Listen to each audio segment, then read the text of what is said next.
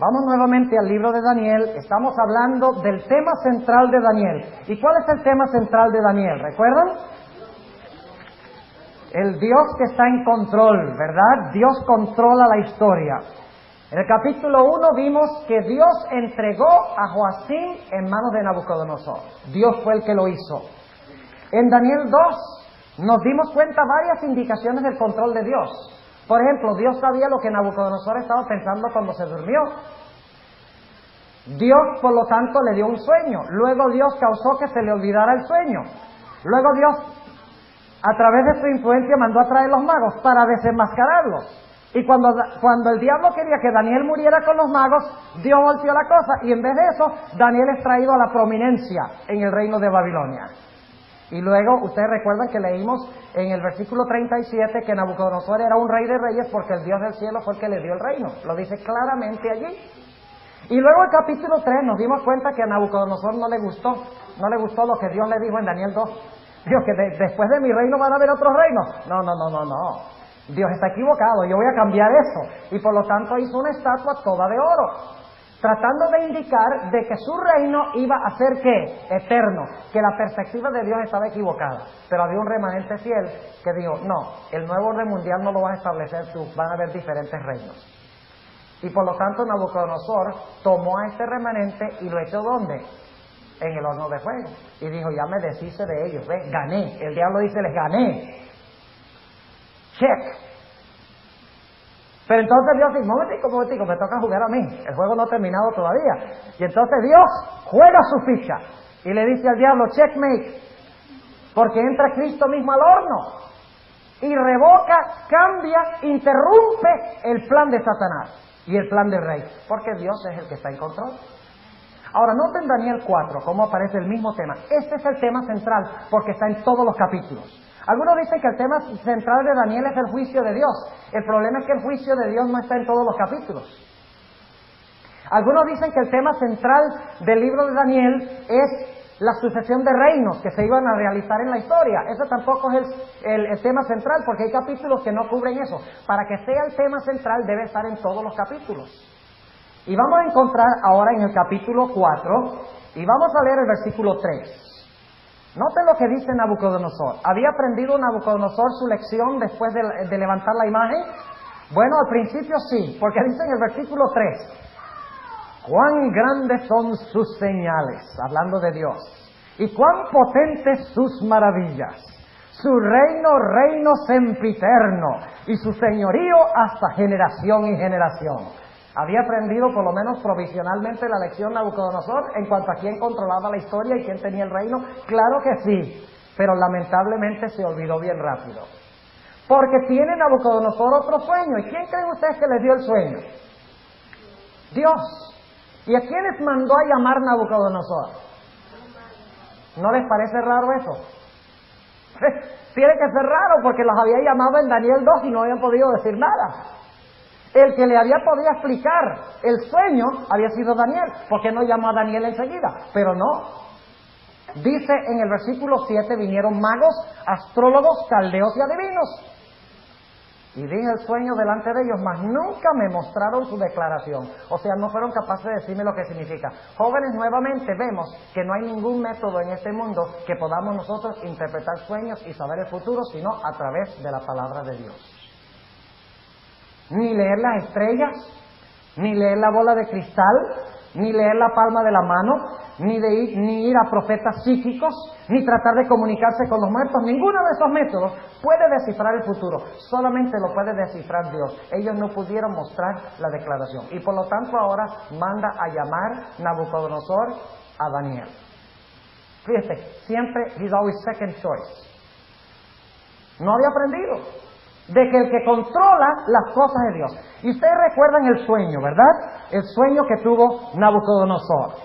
Se encuentra en el versículo 13 hasta el versículo 17. Ustedes recuerdan que Nabucodonosor vio un gran árbol, las aves venían a las ramas, el árbol alimentaba y daba sombra a todas las personas en el reino. Y ahora el ángel le va a decir a Nabucodonosor lo que significa el sueño. Porque desciende un ángel del cielo y ¿qué hace? Corta el árbol. Pero no lo arranca ¿de qué? De raíz. sino que deja el tronco. Y ahora noten el versículo 13. Veía en las visiones de mi cabeza en mi cama, dice Nabucodonosor, y he aquí que un vigilante y santo descendía del cielo, y clamaba fuertemente y decía así: cortad el árbol y desmochad sus ramas, derribad su copa y derramad su fruto, váyanse las bestias que están debajo de él y las aves de sus ramas, mas la cepa de sus raíces dejaréis en la tierra, y con atadura de hierro y de metal entre la hierba del campo, y sea mojado con el rocío del cielo, y su parte con las bestias en la hierba de la tierra.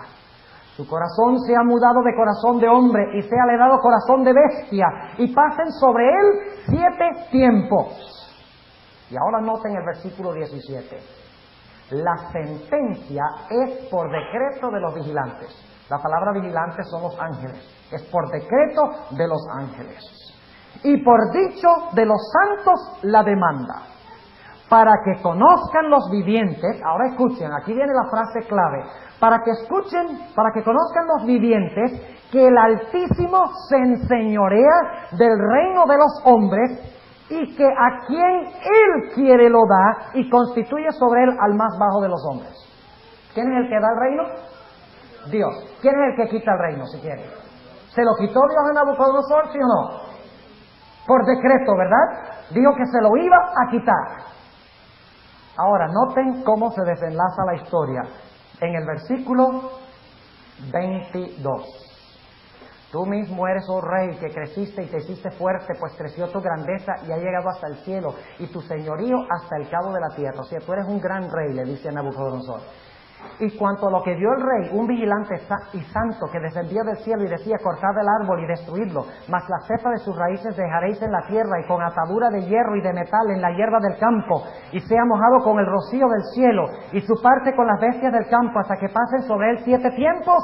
Esta es la declaración, oh rey, y la sentencia del Altísimo que ha venido sobre el rey mi señor, que te echarán de entre los hombres, y con las bestias del campo será tu morada, y con hierba del campo te apacentarán como a los bueyes, y con rocío del cielo serás bañado, y 7 tiempos pasarán sobre ti, hasta que entiendas. ¿Qué era lo que no entendía Nabucodonosor? Hasta que entiendas que el Altísimo se enseñorea en el reino de los hombres, y que a quien Él quisiere lo dará. Ahora fíjense, en la antigüedad, cuando un rey mostraba nada más un poquito de debilidad, habían un montón de otros listos para quitarle el trono. ¿Saben ustedes que el padre de Nabucodonosor murió en el año 605, según la historia? Y Nabucodonosor estaba en esa época en Jerusalén, cuando su padre murió en Babilonia. Y él tenía tanto temor de que le iban a quitar el reino, mientras él llegaba de Jerusalén a Babilonia, que hizo algo que era insólito en la antigüedad. Generalmente, si ustedes miran un mapa de la Tierra Santa, cuando un rey iba a Palestina, el rey subía hacia el norte, por la tierra de Canaán, y luego entonces, porque era bien fértil y había bastante agua, subía y entonces daba la vuelta y bajaba a Babilonia, porque entre Jerusalén y Babilonia está el famoso desierto de Arabia, y para cruzar el desierto de Arabia era peligroso. Y según dicen los historiadores, Nabucodonosor estaba tan lleno de temor de que le iban a quitar el reino, que en vez de subir por Canaán, por donde era fértil, por donde había agua, donde no había peligro, cruzó el desierto y llegó a la ciudad de Babilonia en solamente 2 semanas de viaje, por temor que le quitaran el reino. Y ahora imagínense, aquí en Daniel 4, pasa este rey loco como un animal por 7 años. Y nadie le quita el reino. ¿Por qué? Buena suerte, ¿verdad? ¿Por qué no perdió el reino? Porque Dios había dicho: te lo voy a quitar, pero en la raíz del árbol va a quedar ¿qué? Cepa, y te será devuelto. Y por eso fue que el reino ¿qué? Le fue devuelto. ¿Por qué creen ustedes que cuando le dispararon a Ronald Reagan no lo mataron? Mala puntería. ¿Por qué creen ustedes que cuando le dispararon al Papa no lo mataron? Ah, porque lo salvó la Virgen del Fátima. ¿Por qué? Porque Dios todavía tenía un ¿qué? Un plan con ellos. Así dice Daniel. Y ahora noten lo que dice Nabucodonosor. Varias veces dice Daniel en la historia, le dice, mira, tú tienes que entender de que tú no eres rey por tu grandeza, sino por la grandeza de Dios. Él te ha dado el reino. Pero ahora noten lo que dice Nabucodonosor, en el versículo 30. Habló el rey y dijo, ¿no es esta la gran Babilonia que yo edifiqué para la casa del reino con la fuerza de mi poder y para la gloria de mi grandeza? Fíjense lo que dice Nabucodonosor. Yo soy tan grande e importante. Y ahora fíjense el versículo 31. Aún estaba la palabra en la boca del rey. Es que ni siquiera le había salido la última palabra todavía. De que el reino él lo había creado por su propia grandeza.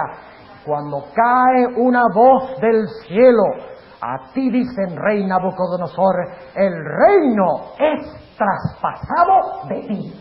¿Quién lo traspasó? Dios. Y luego noten el versículo 32. Y de entre los hombres te echan. ¿Quiénes te echan? Los vigilantes, ¿recuerdan?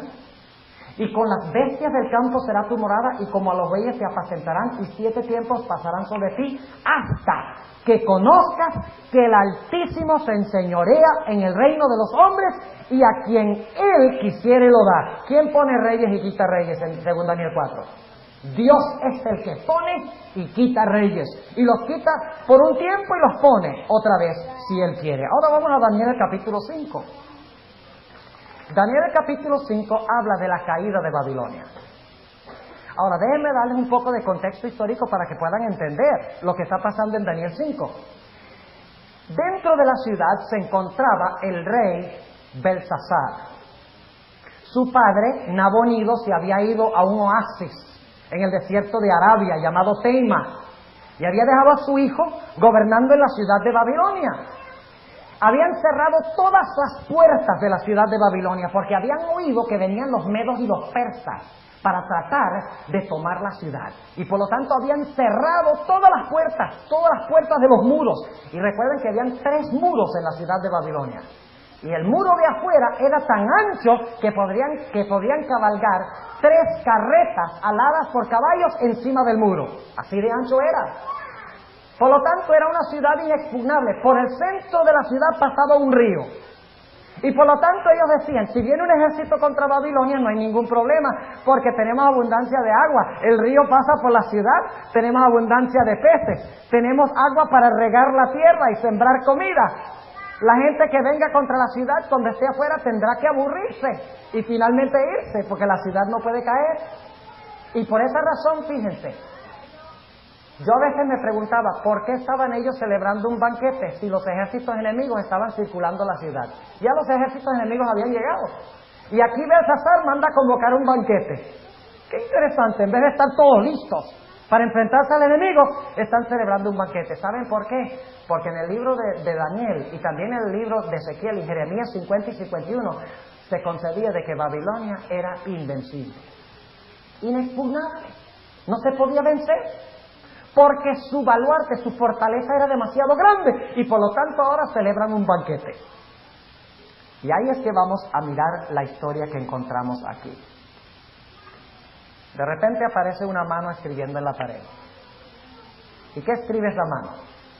Mene, Mene, Tekel, Uparsin.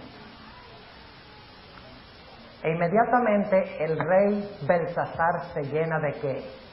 De terror. Y fíjense cómo se describe. En el versículo 6 dice, entonces el rey se demudó de su color, o sea, se puso pálido. Sus pensamientos lo turbaron, desatáronse las ceñiduras de sus lomos y sus rodillas se batían la una con la otra. Estaba temblando de miedo, según dice aquí. ¿Y a quiénes manda llamar? A los magos, los astrólogos y a los adivinos. Gente que no aprende, óigame. Y cuando ellos no son capaces de decirle, le dicen al rey, no, nosotros no sabemos nada de esto. Entonces se le recuerda a Belsasar que hay un hombre en el reino llamado Daniel, que había interpretado sueños para Nabucodonosor, y por lo tanto manda a llamar a Daniel. Y noten lo que dice Daniel en el versículo 18, el mismo tema otra vez.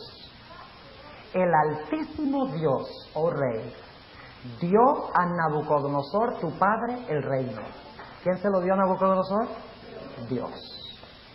La grandeza y la gloria y la honra. Y por la grandeza que le dio, todos los pueblos, naciones y lenguas temblaban y temían delante de él. ¿Por qué temían las naciones a Nabucodonosor? Porque Dios le había dado ¿qué cosa? El reino. Versículo 20. Mas cuando su corazón se ensoberbeció y su espíritu se endureció en altivez, fue depuesto. Tenemos que tener cuidado de la forma como leemos la Biblia. Tenemos que leer en qué tiempo están los verbos. No dice que se depuso, dice que fue depuesto. ¿Qué significa eso? Que otro ¿qué? Lo depuso. Fue depuesto del trono de su reino. Y traspasaron, o sea, otros traspasaron de él la gloria. Y fue echado. Es otro el que se lo está haciendo. ¿Quién se lo está haciendo? Dios. Y fue echado de entre los hijos de los hombres. Y su corazón fue puesto con las bestias y con los asnos monteses. Fue su morada. Hierba le hicieron comer. Fíjense, no es que él quiso decir, ¡ay, qué sabrosa esta hierba! No, le hicieron comer hierba como a buey, y su cuerpo fue bañado con el rocío del cielo, hasta que conoció que el Altísimo Dios se enseñorea del reino de los hombres y pondrá sobre él al que él quisiere. ¿Ustedes creen que eso todavía funciona hoy en día? ¿Ustedes creen que todavía Dios pone reyes? ¿Pone Dios gobernadores? ¿Sí o no? Claro que sí. ¿Dios está vivo todavía? ¿Está en control todavía? ¿O es que en los tiempos bíblicos estaba en control, pero dijo, no, yo estoy aburrido ya de ese mundo, déjalo que funcione como quiera? No, Dios todavía controla las cosas. Y ahora noten lo que dice en el versículo 23. Antes contra el Señor del cielo te has ensoberbecido e hiciste traer delante de ti los vasos de su casa.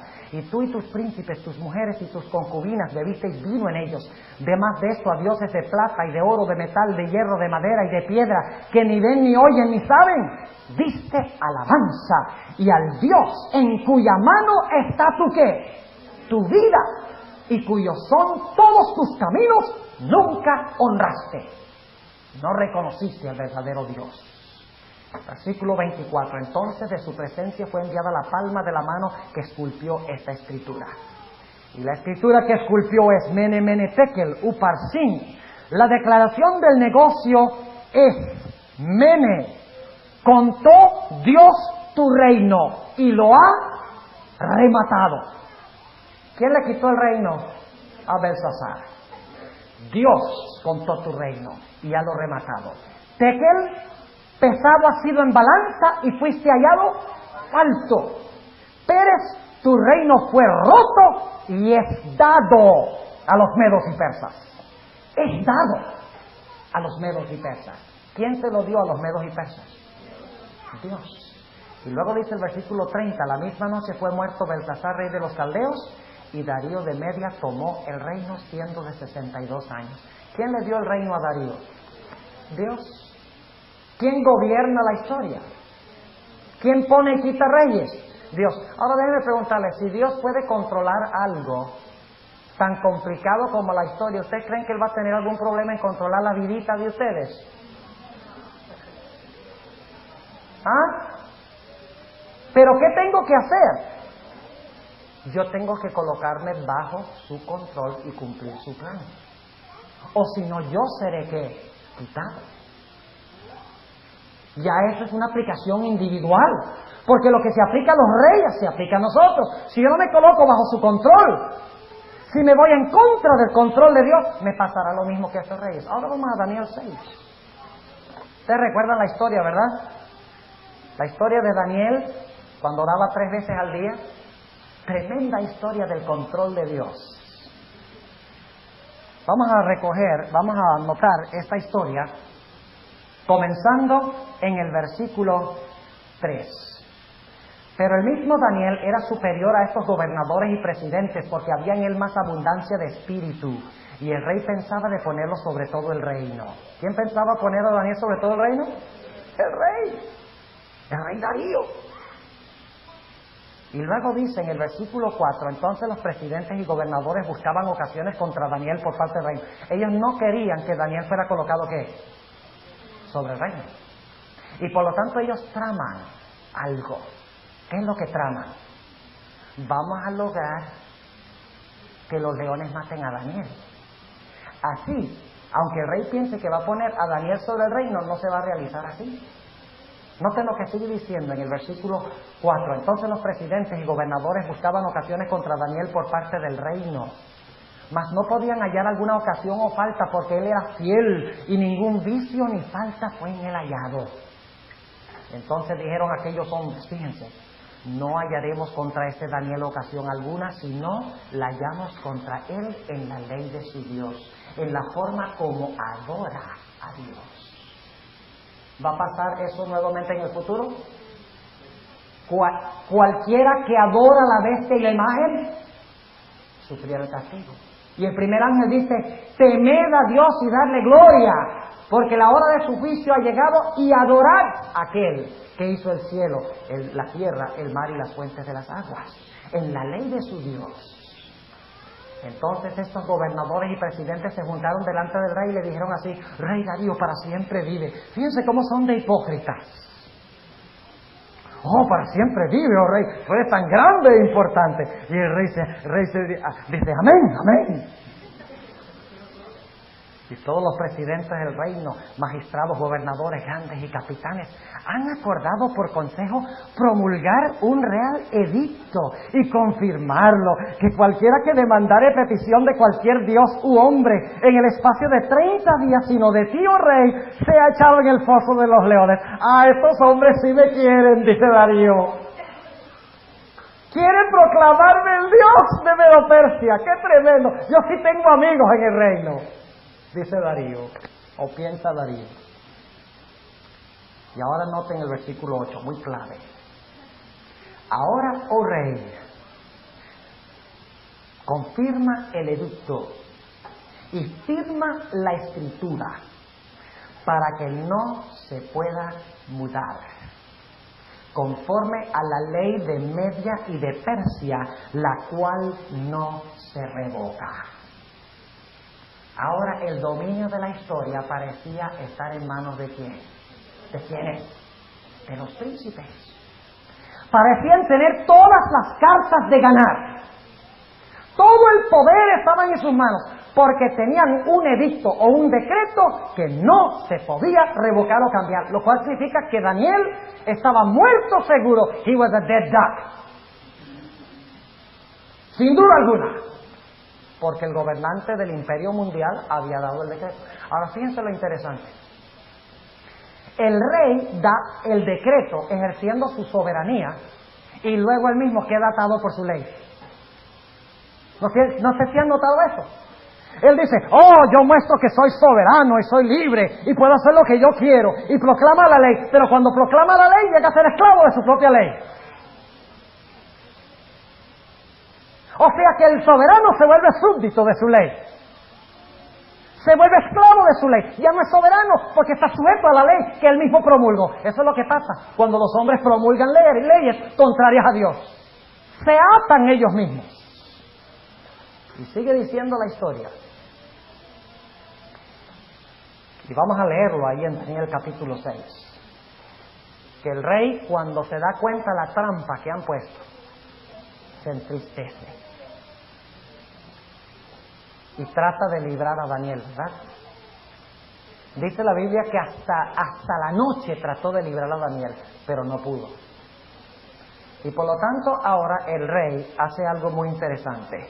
Dice en el versículo 14, el rey entonces, oyendo el negocio, pesóle en gran manera. Y sobre Daniel puso cuidado para librarlo.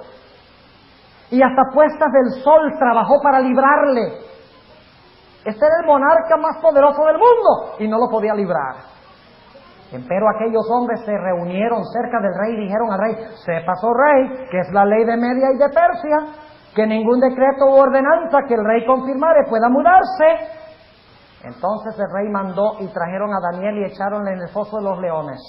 Y hablando el rey dijo a Daniel: el Dios tuyo, a quien tú continuamente sirves, Él te libre, porque yo no puedo. ¿Quién estaba en control? ¿El rey? ¿Quiénes estaban en control? ¿Los príncipes? ¿Quién había jugado? Satanás. Había hecho su juego. O sea, volvamos al juego de chess otra vez, de ajedrez. El diablo había jugado y dijo: al foso de los leones, ¡check! Pero todavía le faltaba la última jugada a Dios. El rey no podía librarlo, pero como Dios controla y domina la historia, la Biblia dice que Dios entró, el Señor Jesucristo entró, el ángel de Jehová entró en el foso de los leones y le cerró las bocas a los leones. ¿Quién controlaba a los leones? Dios. Y Daniel pasó toda la noche ahí con los leones, posiblemente pasándole la mano. Y los leoncitos como unos gaticos, pacíficos, que ni decían pío. Claro, los leones no dicen pío, ¿no? Pero no hacían ni un poquito de ruido. Y la próxima mañana el rey llega y dice: ay, yo no lo pude librar, yo no tenía el poder para librarlo, aunque soy el monarca de todo el mundo. Ahora voy a ver si el Dios de él intervino para librarlo. Y va y le dice, según el versículo 20, y llegando cerca del foso llamó a voces a Daniel con voz triste. Y hablando el rey dijo a Daniel: Daniel, siervo del Dios viviente, el Dios tuyo a quien tú continuamente sirves, ¿te ha podido librar de los leones? ¿Tiene tanto poder este Dios que ha controlado las bocas de los leones? Versículo 21. Entonces habló Daniel con el rey: oh rey, para siempre vive. El Dios mío envió su ángel, el cual cerró las bocas de los leones para que no me hiciesen mal. Porque delante de él se halló en mi justicia, y aún delante de ti, oh rey, yo no he hecho lo que no debiese. Y ahora fíjense, ahora son los leones que están en control. Mientras Daniel está en el foso, Dios controla a los leones. Cuando sacan a Daniel del foso, ahora van a echar ¿a quiénes? A los príncipes. ¿Y ahora quién está en control? Los leones están en control. Fíjense, Dios quita su mano de protección y dice en el versículo 24: y mandólo el rey, fueron traídos, y mandando el rey, fueron traídos aquellos hombres que habían acusado a Daniel y fueron echados en el foso de los leones, ellos, sus hijos y sus mujeres. Y aún no habían llegado al suelo del foso cuando los leones se apoderaron de ellos y quebrantaron todos sus huesos. Eso es por si acaso alguien dijo de que no se comieron a Daniel porque no tenían hambre. Porque alguien podría decir eso: no, los leones estaban recién alimentados, no tenían hambre. Pues aquí dice que tenían tanta hambre que los príncipes ni siquiera alcanzaron a llegar al suelo y ya los leones se lo estaban comiendo y partiéndole los huesos. O sea, ¿quién está en control? Dios. Ahora vamos rápidamente a Daniel 7. ¿Saben ustedes? A veces no leemos con cuidado la Biblia. Leemos solamente ciertas cosas que siempre hemos leído y otras cosas las pasamos por alto. Pero en Daniel 7 hay que ver el tiempo de los verbos. Es muy importante el tiempo de los verbos. Vamos a leer rápidamente Daniel 7 y el versículo 1. En el primer año de Belsasar, rey de Babilonia, vio Daniel un sueño y visiones de su cabeza en su cama. Luego escribió el sueño y notó la suma de los negocios. Habló Daniel y dijo: veía yo en mi visión de noche, y he aquí que los 4 vientos del cielo combatían en la gran mar, y 4 bestias grandes diferentes la una de la otra subían de la mar. La primera era como león y tenía alas de águila. Yo estaba mirando hasta tanto que sus alas, escuchen, sus alas ¿qué? Fueron arrancadas. ¿Qué indica eso? De que otro se las ¿qué? Se las arrancó. ¿Quién? Dios. Que sus alas fueron arrancadas. Y note lo que sigue diciendo: y fue quitada de la tierra. La misma palabra. Dios pone reyes y ¿qué? Quita reyes. Fue quitada de la tierra. ¿Quién quitó a Babilonia como reino mundial? Dios. Y púsose enhiesta sobre los pies a manera de hombre y fuele dado corazón de hombre. Y ahora noten la segunda bestia, versículo 5.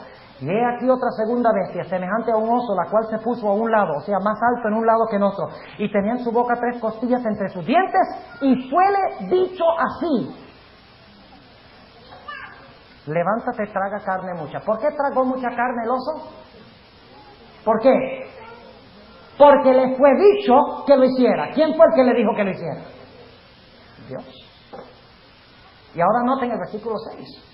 Después de esto yo miraba y he aquí otra, semejante a un tigre o un leopardo, y tenía 4 alas de ave en sus espaldas. Tenía también esta bestia 4 cabezas, y ahora noten la última frase: y fuele dada potestad. Otra vez, fuele dada potestad. Alguien le dio potestad.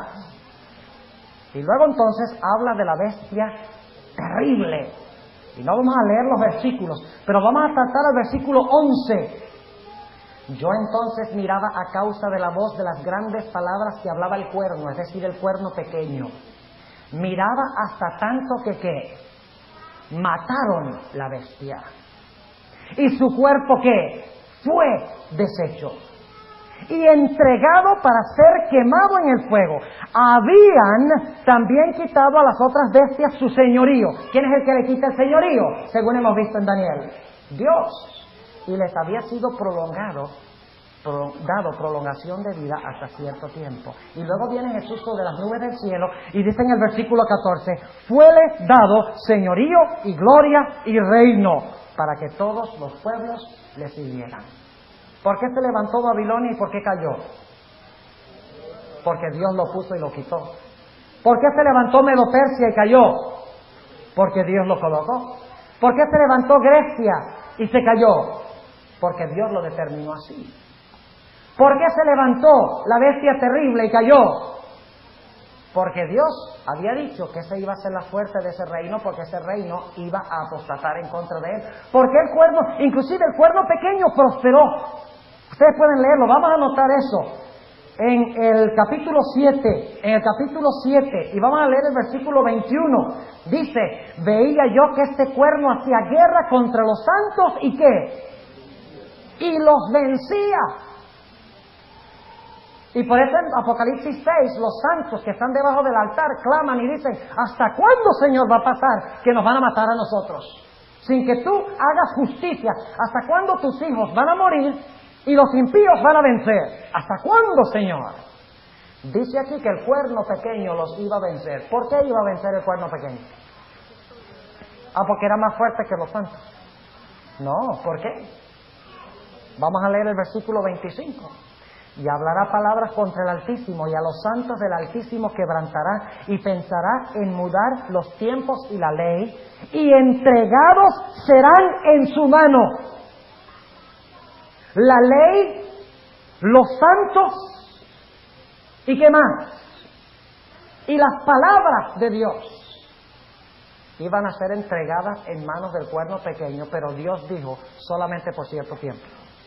Hasta tiempos y la mitad de un tiempo. Ese es el único periodo cuando el cuerno pequeño va a hacer esto. Y luego el cuerno pequeño va a ser herido mortalmente. Entonces la pregunta es: ¿quién es el que está en control de la historia? ¿Quién es el que levanta y quita reyes? ¿Notan ustedes la importancia de Daniel 2:21? El versículo clave del libro de Daniel. Dios cambia los tiempos y las oportunidades. Dios pone reyes y quita reyes. A través de todo el libro de Daniel está este tema central. Y ustedes pueden leer el capítulo 8, que no vamos a ir por todo el libro ahora, pero leen el capítulo 8, habla del mismo cuerno pequeño y dice que el cuerno pequeño le sucedió prósperamente. Vencía a los santos, pisoteaba la verdad, le quitaba el sacerdocio a Jesús, echó por tierra el santuario y le fue bien. Pero luego se hace la pregunta: bueno, ¿y hasta cuándo va a pasar esto? Dios dice: esto yo lo voy a permitir hasta 2300 días y el santuario será purificado. Hasta ese momento lo voy a permitir, y de ahí en adelante yo voy a tomar las riendas. O sea, Dios permite que el diablo juegue, y entonces Dios contrarresta. Ve, Dios es un experto contragolpista para los que conocen de fútbol. experto en el contragolpe. ¿Saben qué es el contragolpe, verdad? Viene un equipo abrumador y se acerca a la portería y van a meter un gol y de repente encontramos que el equipo contrario arremete contra ellos en el contragolpe, ¿verdad? Y se escapa un individuo solo y corre y mete un gol en el otro lado. Un individuo solo, en contragolpe. ¿Ves? Dios es un experto contragolpista. Comparándolo con un partido de fútbol, el diablo tiene todos sus jugadores delante de la portería y se están pasando la bola uno al otro y tienen mareados aparentemente a los jugadores de Dios. Y el pobre portero anda de un lado para el otro porque parece que a Dios le van a meter el gol de ganar el juego.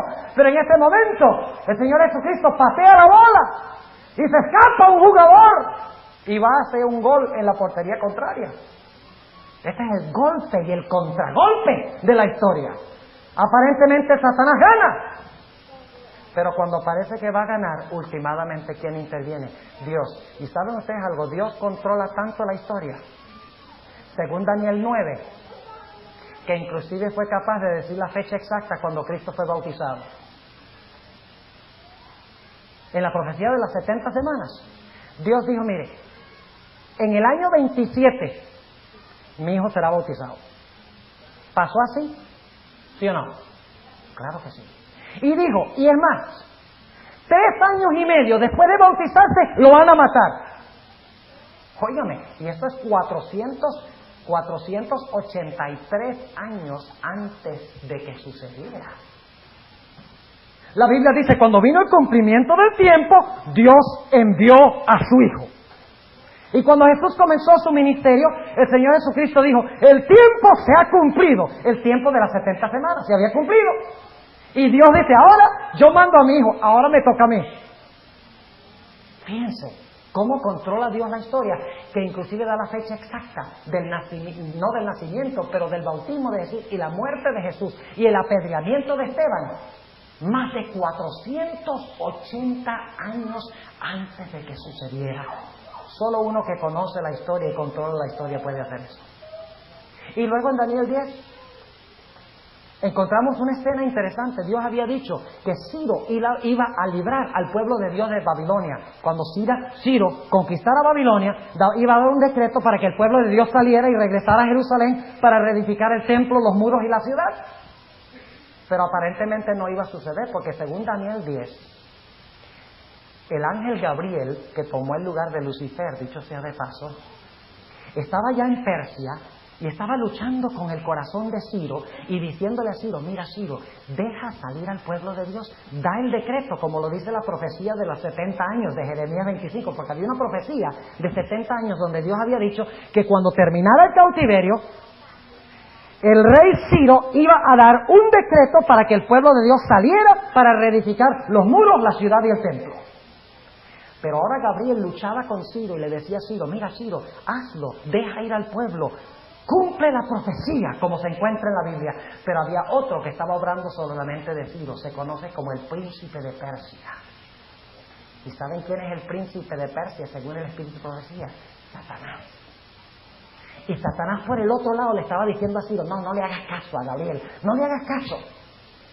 No dejes salir al pueblo para que vayan a la ciudad a reconstruir el templo, los muros y las casas. No lo dejes. Y Gabriel por un lado diciendo, hazlo. Y el príncipe de Persia, Satanás, diciendo, no lo hagas. Y pasaron 3 semanas en esa lucha, según dice Daniel el capítulo 10. 3 semanas. Gabriel en un lado luchando con Ciro y Satanás en el otro lado tratando de impedir que se diera el decreto para que el pueblo de Dios regresara a su tierra. Tal cual lo había dicho Jeremías. Y cuando la cosa parecía estar casi perdida, de repente vino a ayudar a Gabriel, ¿quién? Miguel. ¿Y quién es Miguel? Jesús. Vino Miguel y unió sus fuerzas con Gabriel. Y ahora el príncipe de Persia, Satanás, no podía hacer nada. Y como resultado de la obra de Gabriel y de Miguel sobre la mente de Ciro, el gobernante, él dio el decreto y el pueblo de Dios regresó para edificar los muros, la ciudad y el templo. ¿Quién controla la historia? Dios controla la historia, jóvenes. Y en Daniel 11, que va a ser nuestro capítulo de estudio, no vamos a llegar a Daniel 11 sino hasta el martes en la mañana.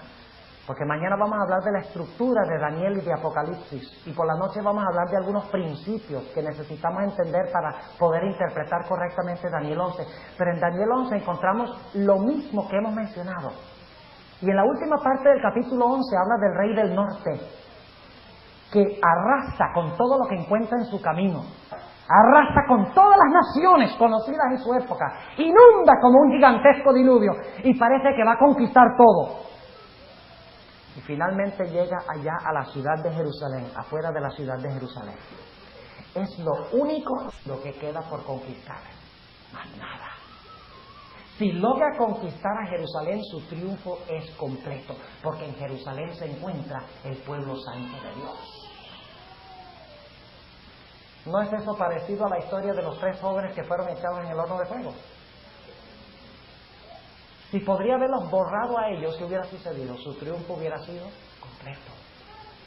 Si hubiera podido matar a Daniel en el pozo de los leones, su triunfo hubiera sido completo. Si el cuerno pequeño hubiera logrado vencer, su triunfo hubiera sido completo. Si el rey del norte logra entrar a Jerusalén y matar y destruir a los que están allí, su triunfo sería completo. Y parece que está a punto de destruir al remanente de Dios que se encuentra en Jerusalén. Y cuando está a punto de hacerlo, dice que saldrá con grande ira para destruir a muchos, al remanente de Dios. En ese momento se levantará Miguel. ¡Oh, qué tremendo! Se levantará Miguel, aquel príncipe que está por los hijos de tu pueblo. Y será tiempo de angustia cual no ha habido desde que existe nación en la tierra, mas en aquel tiempo tu pueblo será libertado. Todos los que se encontraren escritos en el libro. Y ahí concluye el juego y el contrajuego. Porque cuando Miguel libra a su pueblo, ya Satanás no puede tocar a los hijos de Dios nunca más en la historia.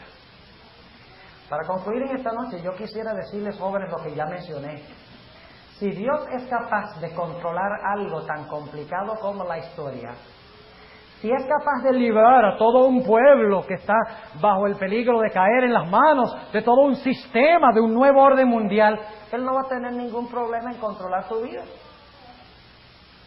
Pero tú tienes que entregar tu vida a su control. Tú tienes que colocar tu vida en sus manos. Aun cuando parezca que Satanás te está agobiando y te está molestando, aun cuando parezca que Satanás está tomando el poderío y la ascendencia en tu vida, encomienda tus caminos en las manos de Dios, que Dios derrotará a Satanás. Y a veces no entendemos cosas que nos suceden en la vida, ¿saben? Yo quiero concluir con esto, una experiencia que yo tuve cuando estaba estudiando teología en Colombia. Cuando yo estaba estudiando allá, iba en las vacaciones a colportar a Venezuela, porque en Venezuela la moneda era mucho más fuerte. Ahora la moneda no es fuerte en ninguna parte, pero en esa época sí. Terminaba la escuela y teníamos una asamblea grande de colportores, tal vez algunos saben de lo que estoy hablando, traían a Nicolás Chai y traían a Riffel y todos los grandes vendedores de la Pacific Press a enseñarnos cómo vender. Y pasamos 5 días después del año escolar aprendiendo las técnicas. ¿Y qué decir? Se decía, no, pero esos libros están muy chiquitos por ese precio tan grande. Entonces nos decía, no, pero es que el mejor perfume viene en frascos más pequeños. Y nos enseñaba todas las técnicas de venta. Y cuando terminaba la asamblea, después de 5 días, estábamos como unos tigres, dispuestos inclusive de ir a vender el conflicto de los siglos al diablo. Y salí yo de ahí, de Colben, primera vez que iba a colportar, listo para vencer y vender. Y cuando llegué a la ciudad de Caracas me enfermé, pero terriblemente.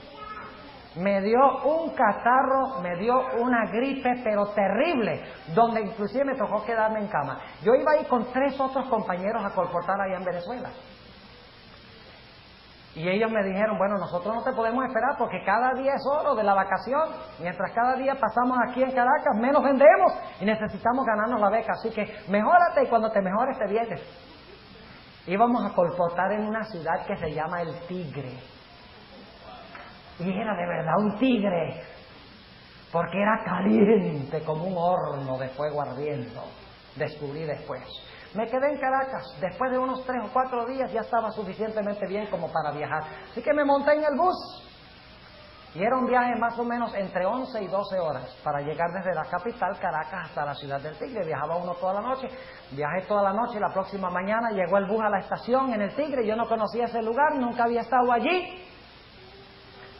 Todavía sentía un tremendo celo por salir a vender. Y me habían dado una dirección donde ir, donde debían estar los compañeros. Así que salí del bus cargando mi maleta y un bolso sobre el hombro y medio tropezándome.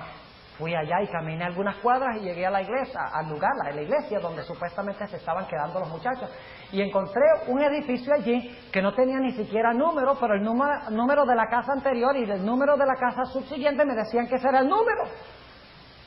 Y miro yo y veo, y lo que había era un edificio abandonado con todas las ventanas rotas. Gracias. Con todas las ventanas rotas, la puerta tumbada y el monte hasta la mitad de las paredes. Y aquí no vive nadie. Y entro yo en medio de ese monte y voy y miro por la ventana y no había nada por dentro. Estaba eso abandonado completamente. Se veía que no se había reunido nadie ahí. Lo único que pude conseguir detrás de unos matorrales era un avisito que decía Templo Adventista. Y digo ahora, ay, ¿qué voy a hacer yo ahora? No tenía ni un centavo. No tenía otra dirección para saber dónde estaban los compañeros. Estaba, como decimos en Colombia, varado. Up a creek without a paddle.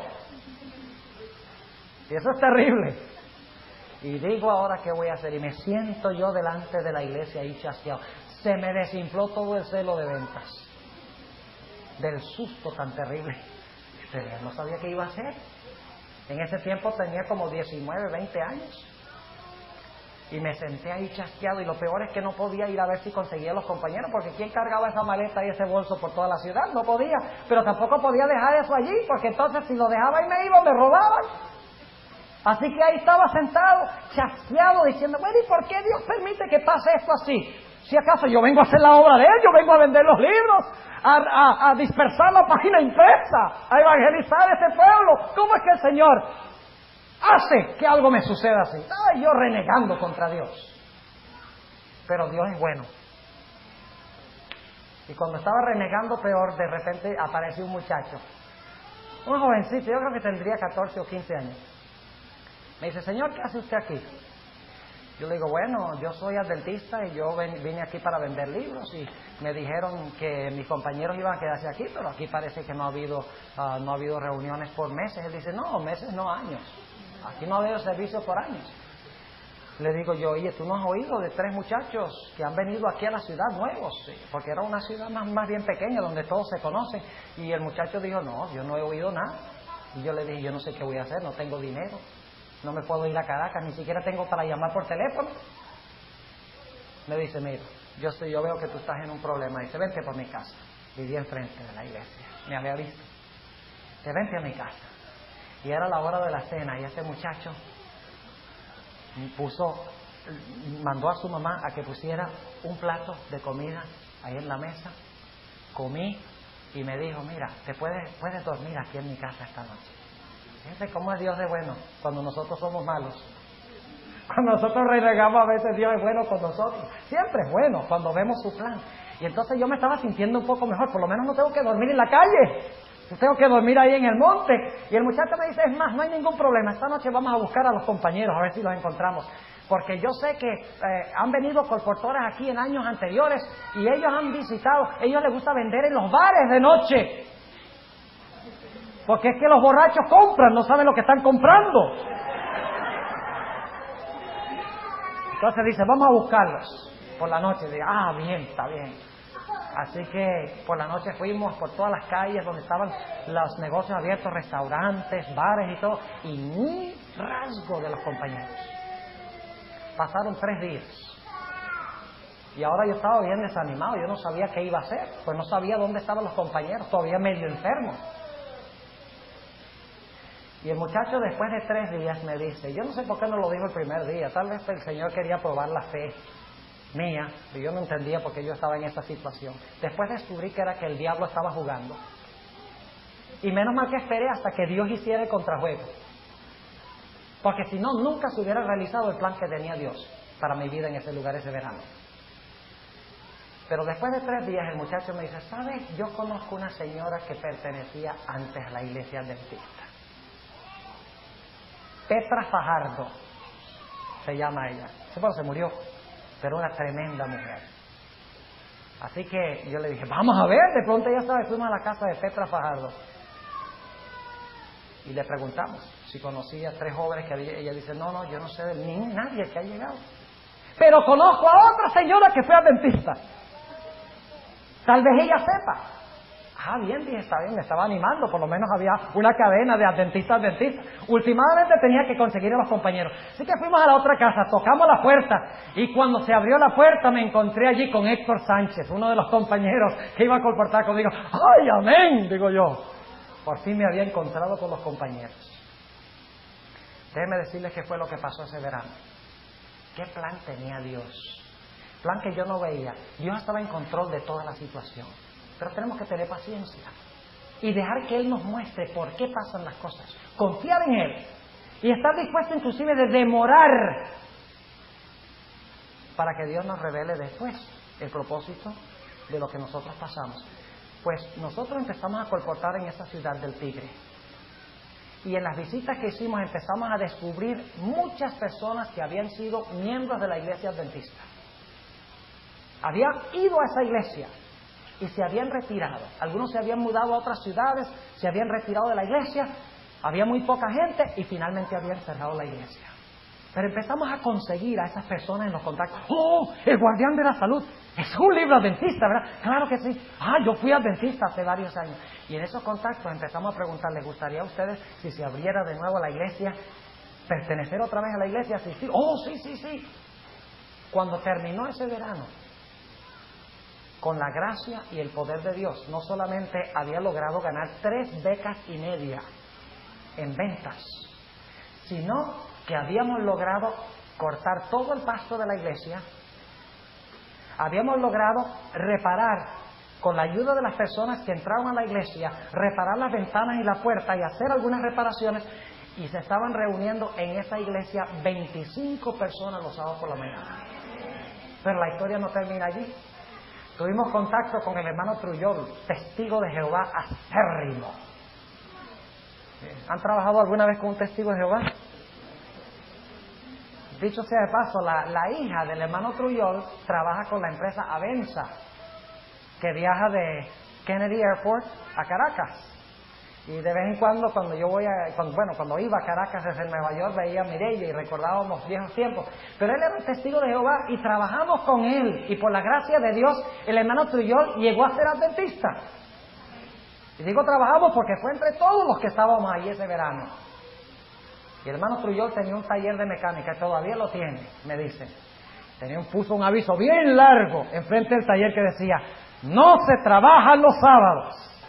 Este ex testigo de Jehová.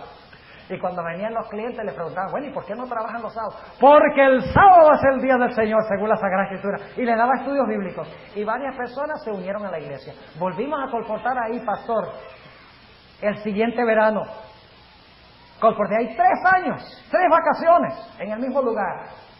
Y cuando salí por última vez de la ciudad del Tigre, teníamos más de 60 personas asistiendo a los cultos el sábado por la mañana en esa iglesia. Y recientemente me llegó una carta del pastor Humberto Orjuela, que lo trasladaron, ya no está en ese distrito, diciéndome, pastor, estamos pidiéndole un donativo porque ya no cabemos en la iglesia y necesitamos edificar otra iglesia. ¿Tenía un plan Dios para mí? ¿Sí o no? ¿Podía yo ver el plan cuando estaba pasando por esa situación? No. Jóvenes, Dios no nos ha dicho que expliquemos toda circunstancia por la cual pasamos. Dios dice, confía en mí y algún día sabrás. Confía que estoy en control, que hay un plan, que hay un propósito, que hay una razón. Confía y algún día comprenderás. Así que Dios nos ha llamado a confiar en Él, porque Dios está en control. Oremos. Amante Padre Celestial, te damos gracias que tú nos has revelado en las profecías que tú estás en control de todo. Te damos gracias que Tú eres un Dios que no solamente controla la historia, los imperios, los reyes, sino que si nosotros te entregamos nuestra vida, nos pones a nosotros también bajo tu control.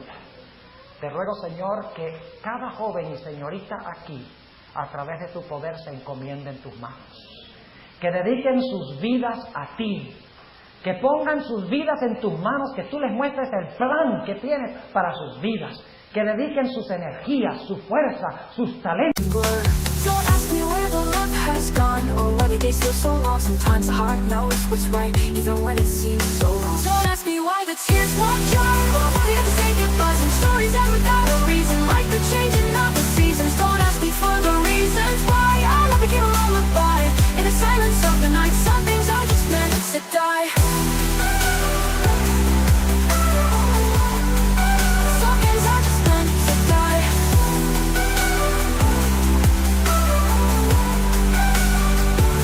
Don't ask me where the love has gone, or why the days feel so long.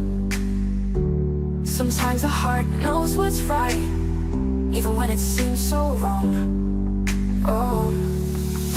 Don't ask me why the tears won't dry, or why we have to say goodbye. Some stories end without a reason, like the changing of the seasons. Don't ask me for the reasons why all love became a lullaby in the silence of the night.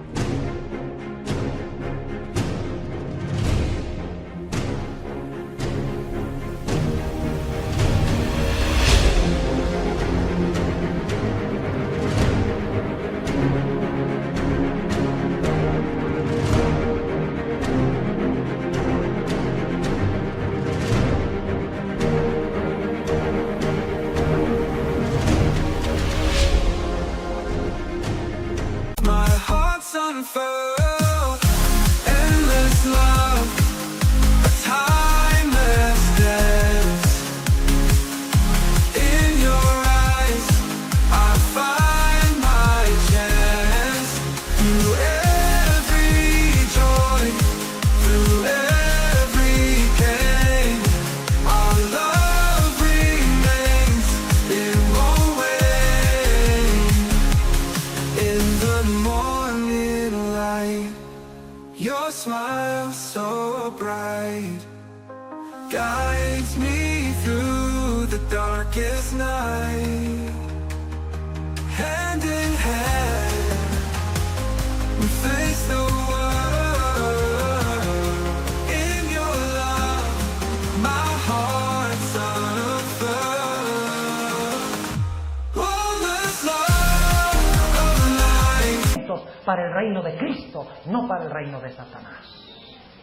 Y en aquel gran día, cuando Cristo venga en las nubes del cielo, te ruego, Señor, que toda esta preciosa juventud se encuentre allí para decir: he aquí, este es nuestro Dios, este es mi Dios. Le hemos esperado, le he esperado, y Él me salvará. Gracias, Señor, por escuchar nuestra oración y por ayudarnos a confiar en ti. En el nombre de Jesús. Amén.